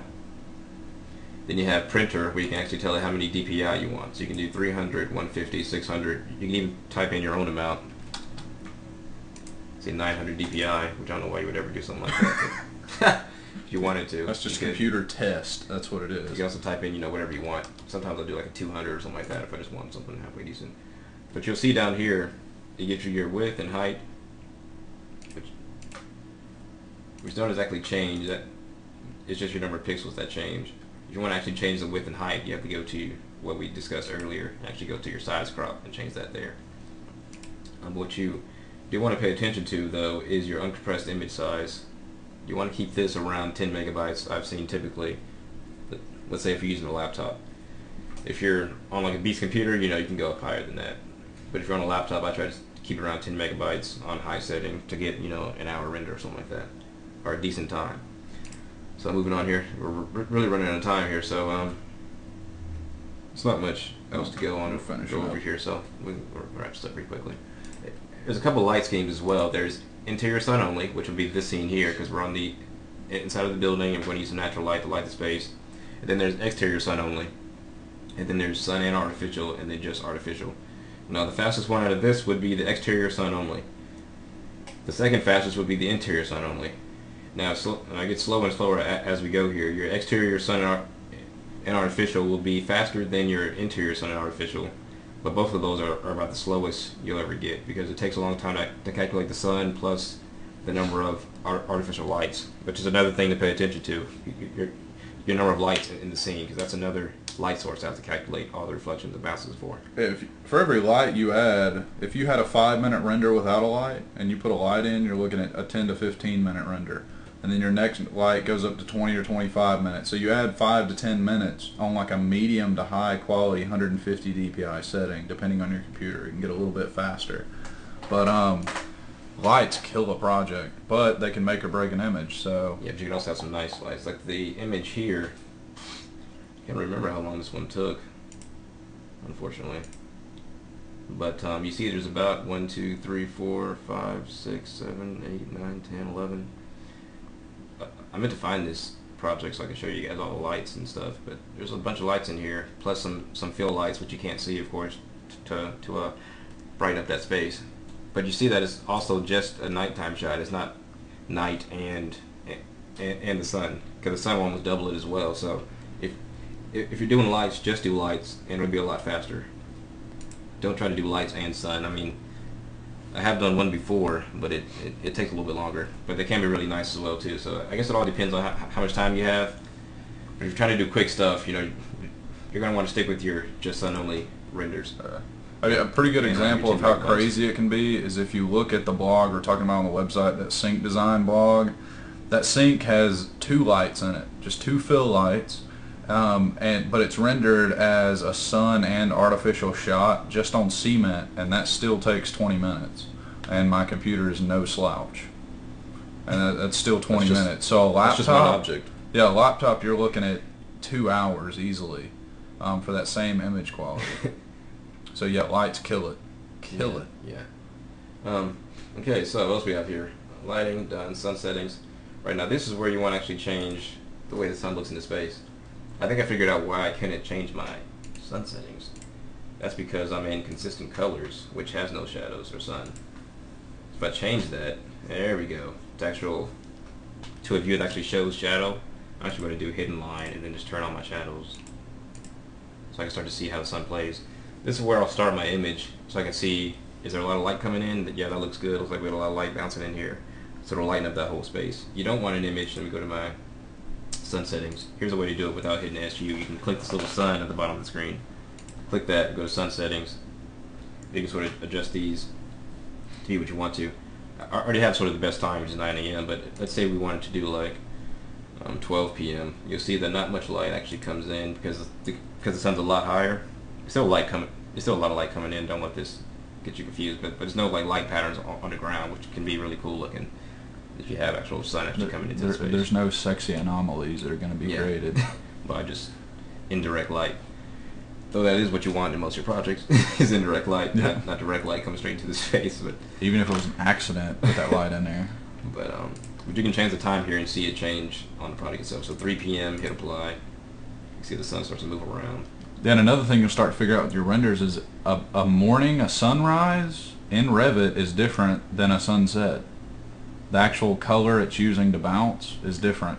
A sunrise is coming up as a cool tone most of the time with maybe some yellow in it. It's hard to tell, but the sunset is definitely setting orange and red colors. So you'll see some oranges start to bounce around in your project. Typically I do a sunset, and that was something Jeremy was telling me about. And you can find some really nice, even changing the time 5-10 minutes near a sunset. Yeah, getting it just right. Yeah, you can get some crazy different colors starting to reflect. It really actually creates, sunsets and sunrises very nicely. Let's try doing it right now. Let's try 6 a.m. actually. And this will probably bring up another problem where your image may come out a little bit too dark, which I'll go over how to correct that as well in a second. But you can also do some solar studies. So let's say you wanted a single day and see, from 6 a.m. to 4 p.m.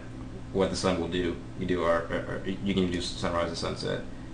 And what you can do is you can say okay, and then you can export this. But I'm not going to go into that. But you can do your location and everything. Like, this is fantastic in Revit.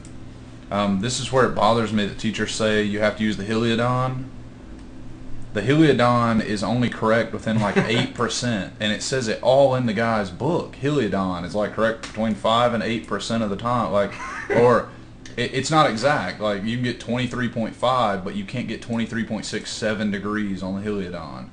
And Revit does exact places. Like, I can put it in my small town that I live in or Atlanta, Georgia, and it's going to give 2 completely different sun patterns. It's not like they're lying about it. Yeah, exactly.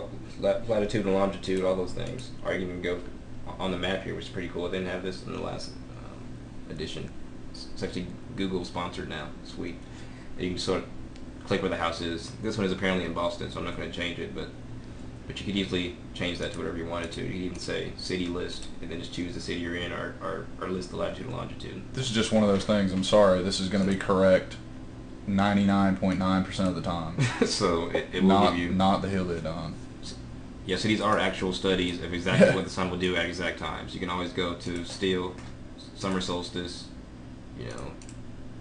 see the winter solstice, and then easily compare these, side by side. Winter solstice, spring solstice. I'll typically do at springtime too, because the sun is lower, so some more light will cast into the space at say 12 o'clock, versus the summer where the sun's way too high, or winter where it's way too low. I'll do like a spring or a fall for most of my renders. Yeah, springtime is like spring or fall is like a nice. The sun's, and it's on the side more. Yeah. So you see that side. All the times in spring and fall look good. Yeah. Winter can give you really dramatic stuff, and then summer is just kind of blah. Like this spring actually looks pretty sexy. Yeah. Let's go with that one. But let's do a 6 a.m. though. Or let's do 9 a.m. for now. Okay, whatever. So there's your sun settings, all that stuff. You can also export, sun studies of 9 to 9 or whatever, and it will show you the whole path of the sun in, say an animation form, which could be very useful in projects and presentations as well. So I'm not going to go over that today because we're already running out of time. And we have a video on it. Yeah, we do have one of those. Yeah, sweet. So check out the website. It's on the screencast part of the website where we have a video on how to do a lot of this stuff. So we set that up, and if we have some artificial lights, we can also adjust those here as well. So our background, we can do sky, few clouds, very cloudy. Most of these don't look too bad, I guess. But you can also do an image now. So if you had an image of your site, you could easily place it back behind the windows, which I typically do that in Photoshop, but you could do it here pretty simply just by clicking image and then placing it. You can also do a color, so you just wanted a black background. I use those for my axons, stuff like that. If I render them, I'll render them, say, a black or white background, something like that. I love the color option. So it's the sky, very few clouds, yeah. You can also adjust the haziness, whatever. And then your adjust exposure is after you've rendered it, or even now, you can start to adjust, some of the slight little nuances in say, the color of the image. You can add more exposure. It's kind of like a camera. You can adjust your highlights, your midtones, your shadows, your white point, make it a little bit warmer, a little cooler, and your saturation, more color, less color. So let's go ahead and render this draft. I don't have any time to do Best this. quality 9,000 DPI. Be here all night and tomorrow night. So hit render. It's actually 8 megabytes, which that's fast. this should be quick. It's only a draft, but this will give you an idea of sort of how the rendering engine looks, I guess, for a quick draft. You'll want to do drafts and stuff before you go to your actual high and best, because you don't want to waste precious minutes, 30 minutes, hour waiting for a render and then it comes out wrong. So you want to do a quick draft, see if the shadows are right, if the sun's working right, and then do say a high or a best, something like that. Oh, that's really disorienting right now. Yeah, it's a pretty crazy You can't even tell what's going on. I set up here. I love how the project they gave you to open up and test, it doesn't even have all the materials in it. Yeah, a lot of these are Good job, Autodesk. not exactly right. I added this whole little table setup. Yeah, I mean, look at that furnishing fabrics mesh. Yeah, how does it not have that material? Yeah, that's stuff they've put in, and it's not in the project. It's not the stuff I brought in, because I brought in these chairs. And might not have, What is it? UGA cover. might not have anyway, so there's your building, which, I mean, that's pretty nice for... Man, that chair down there at the bottom's the best thing in there. Look at that thing. Probably looks good on y'all screen, but it looks, bad on mine, but that's just because I can actually see the detail. But if this was a higher quality, you'd get more reflections and more detail in all these different things. The light would play a lot better, more realistically. Also, light would cast deeper into the space as well because it's more bounces. So areas where it's dark would be a lot lighter if it was actually a higher quality render. So let's say we have this and it looks good. We can adjust our exposure after it's done before we export it. We can say it's a little too bright. Let's put it down to, say, about 10. Hit apply, and it'll change it right then and there. We can bring down our highlights maybe a little bit. Sometimes I bring those down a little bit. Typically before I export or save it, I'll adjust these all just a little bit, and then I'll export it instead of trying to do it in Photoshop, because this is sort of a raw image style editing. So you can go from a crazy dark image to a crazy bright one just by adjusting the exposure and not even worrying about re-rendering. Yeah, the good thing is it's not going to like completely screw up the image. You put it in Photoshop, you can ruin an image really fast. It's not going to be true to itself. So. Yeah. This is another thing, like, bottom line is people don't do this. But they should. Think about the adjust exposure. This really changes the entire image. That would be cool now. Especially if you were doing, say, a 6 a.m. one. Let's do that real quick. Many times people have black renders and they'll wonder what happened. And typically it's because you chose the wrong setting here. Because if you choose exterior versus an interior, it changes the exposure value. So if it's lower, then it'll all be a lot darker when it should be a lot higher. Let me show you what I mean by that. Let me adjust my sun settings real quick. And let me say 6 a.m. Oh, yeah, you also want to adjust where your ground plane is, level 1. Just click that, okay. That'll adjust sort of where the sun is at, just slightly. And then let's render this one real quick if we have time.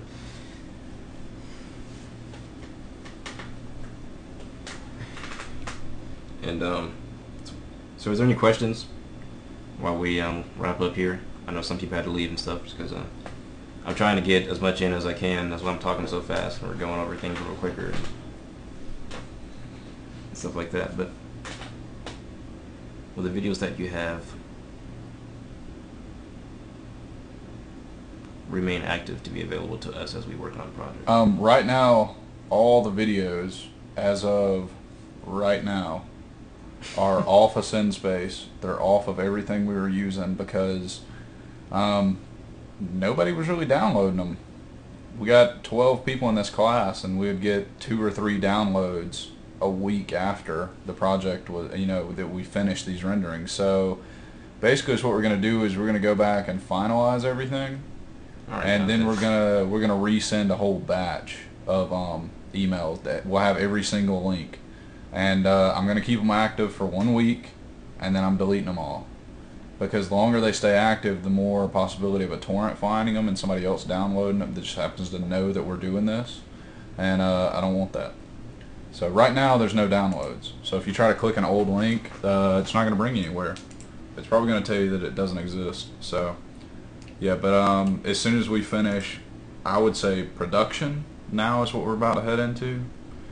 Producing all the finalized drawings, going back through the chat logs and everything to see what it was that we're missing. What is it? Do we need to add something before we actually bring out these huge files? 200 megs, 300, 400 megs a piece. See if we have everything right before we actually give you all the download stuff. So an image that was way too dark, I just adjusted this exposure value, and now you can actually see the entire space.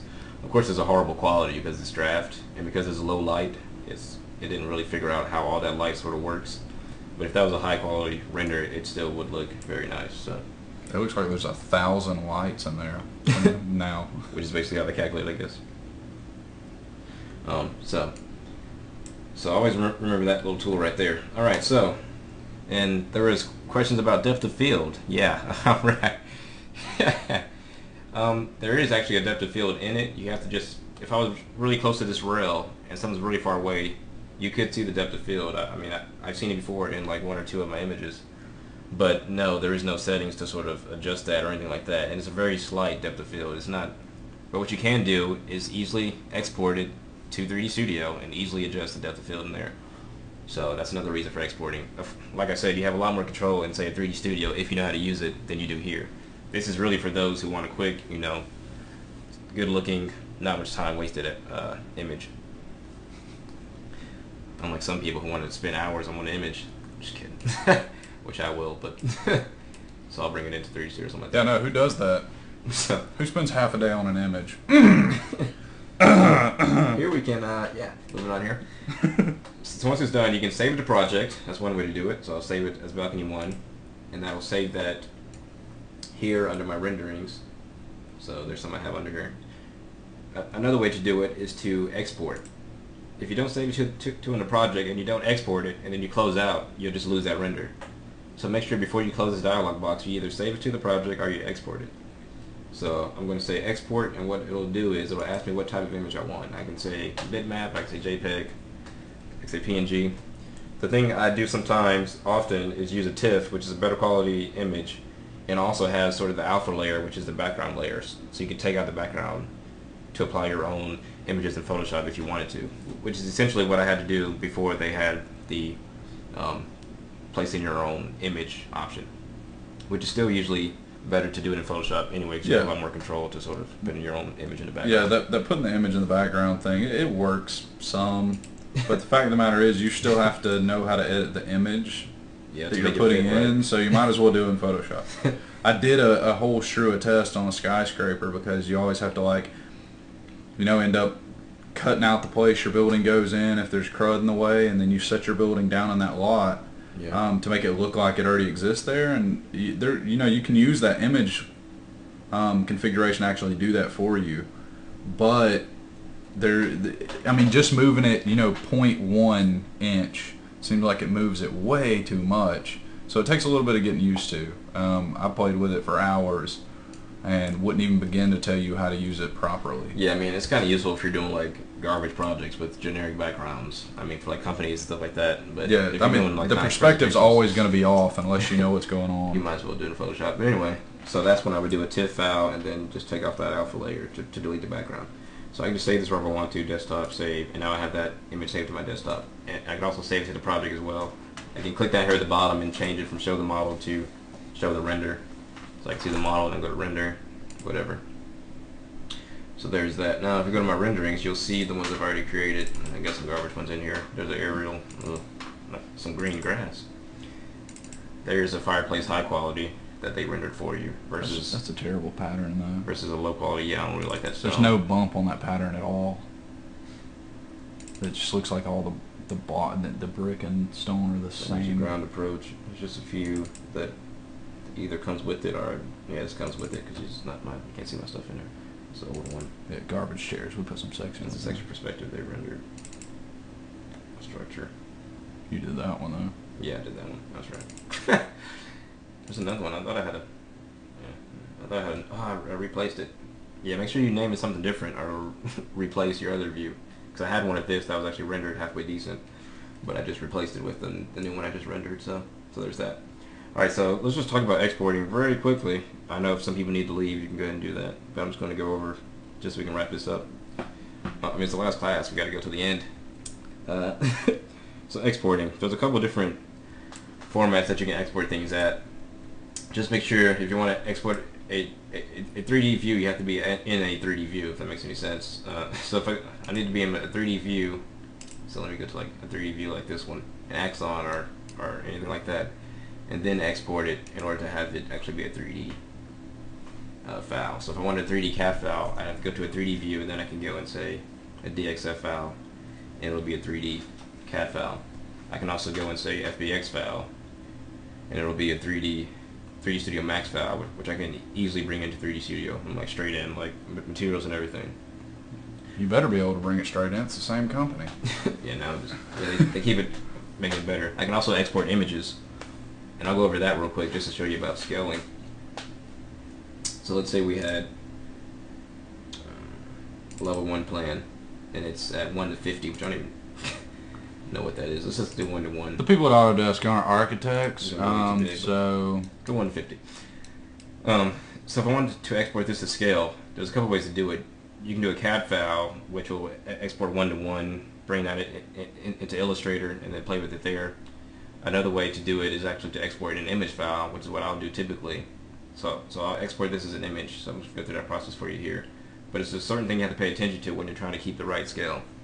So let's go ahead and go to the R button. I'm going to say export images and animation. I'm going to say image. Instead of walkthrough, we're going to do an image this time. It'll bring up your export image dialog box. Now there's a few options here. You can do a current window, you can do the visible portion of the window, or you can select multiple views and sheets. So if I'm doing, all my floor plans, I might go here and then say select, and then I'll choose all my floor plans. 1, 2, 3, or views, whatever I want to select. Let's just do our current window. And what I want to do is I want to make sure I'm zooming to 100%. So I'm going to say zoom to 100%. You don't want to fit too many pixels. Well, that's what you want to do. But if you want to get 100%, view that stays at that scale, you want to do zoom to 100%. Next thing to pay attention to is your image quality. Whatever this is at is the same thing you want to put your Photoshop file at later. So if you want to bring this into Photoshop to scale, you'd have to make sure your Photoshop document is set up to say at 150 if you export this one at 150. If you export this into 300, make sure your file is at 300. This is where a lot of people find out that their drawings are misscaled because they exported this one at 72 and then started a 150 DPI document. So make sure this is at 300 or 150. I typically do a 150. And then I'll change my JPEG qualities to lossless, or even do a TIFF, doesn't matter. Both of these, just change them. And then, once you have all that complete, you can go ahead and change the name of where you want it to go. So I'll just say Desktop Project Plan 1. Then I'll say Save. Then I can say OK. And that will take a second. And now I can bring that into Photoshop. If this is the part where you're getting an error that says, you know, file too large to export, there's two things that could be happening. One is that in technical terms your RAM in your computer is completely cached out, so restart your computer and sometimes that file's fine and it'll export, or just close Revit. I would try closing Revit first. Unless you're doing like a lossless 300 DPI image or something, I would close Revit first. Make sure you saved everything, then reopen it. If it still says the image is too large to export, you might have to restart your computer to let your computer kind of reset. You typically get those error messages after you've been modeling and stuff like that for days and you haven't let your computer rest at all. And I mean, it's like a person.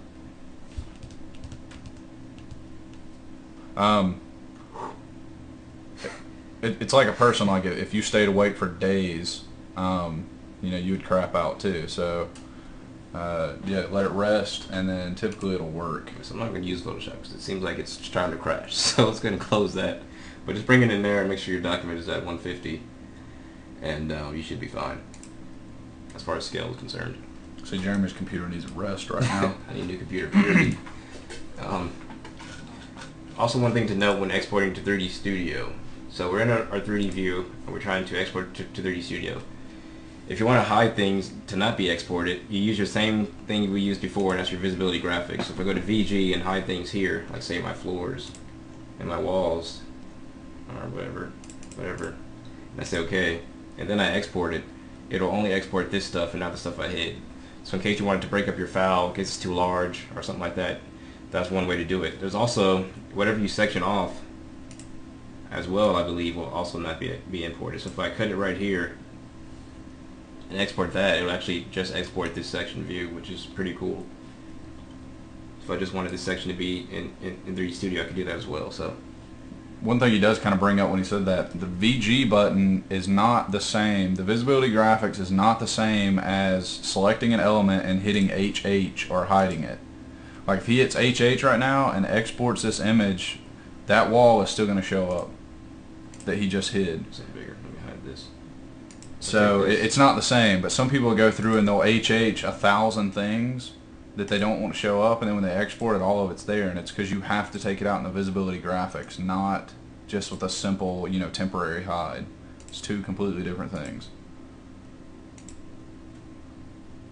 And I'm trying to think of stuff that like people mess up on constantly. The biggest one is when they're exporting an image. Too large, yeah. They either select a 300 DPI image and then they start a 150 DPI Photoshop document, or the opposite way. They start a 300 DPI Photoshop document and import a 150 DPI image. Which in that case it would just be half, but you just gotta understand that. Right, but it depends on. It ends up freaking you out, and unintelligent people will go ahead and print off the project and then argue with the teacher, saying, "No, that's what scale it's at. No, it's 1:1. No, it's a ½ inch equals a foot." Yeah, and then they really get into a bind.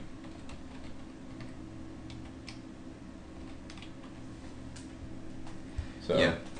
So, but you see here that this wall is actually still there when you export it. So, make sure you visibility graphics hide it, not just HH it or hide in view or or use the glasses, you have to use either this light bulb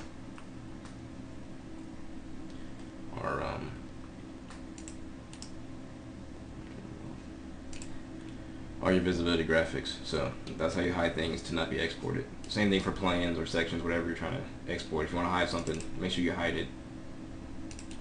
Say right click, hide in view. We'll take it out completely versus just using the glasses or hitting HH. Alright, so yeah, so there's exporting to AutoCAD 3D Studio, images, scaling factors.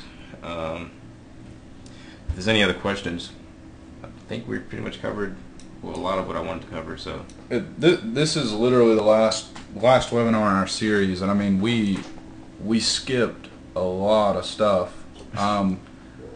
Not any super valuable stuff, but some kind of nuancy stuff that me and Jeremy know to do, but it's kind of hard to set up a lesson based around like common quirks or something like that. We could very easily actually set up one about do's and don'ts. But a lot of them we don't really know until we cross it again. Yeah, exactly. A lot of them we've forgotten because, like we were joking around the other day that now we almost know when something bad's going to happen. So we know how to before it even happens. Like we know something's about to crash before it crashes, or we know it's going to bonk at us and tell us there's an error, even though we haven't actually clicked OK yet, just because we've done it so much. And which means we don't run into many problems when we're working on stuff. Really and truly, we set up these webinars to try to build a stronger architecture and design community, with multiple schools. And I kind of hate it that people from other schools aren't here during the live sessions, but they are listening to them, and I'm sure they're going to start commenting in the forums, but I kind of need everybody to start doing that. If you have little ideas, I think the architecture community is one of the weakest communities right now. I mean, weakest ever. Like the construction industry is We're all stronger. busy, so everybody's constantly busy, so it's hard to get people to come together. But I mean, even people like mechanics have stronger communities than architects. Like, why do mechanics have stronger community followings than architecture students and architecture professionals? Available this time, so. Well, I think it's that we're either too busy, or in our minds we think we're too busy. Well, yeah. You only need 6 hours of sleep a night. Take a little bit longer on the weekend, 8 hours. We got to get serious about our profession and start advancing it, or our profession is going to dissolve. If you want to see architecture being taken over by engineers and carpenters again, you're going to see it. If we don't start taking kind of a self-pride in what we do, and not just learning architecture. We need to be multidisciplined just like we were 200 years ago, 300 years ago. In Europe, architecture didn't mean to design pretty objects that don't work.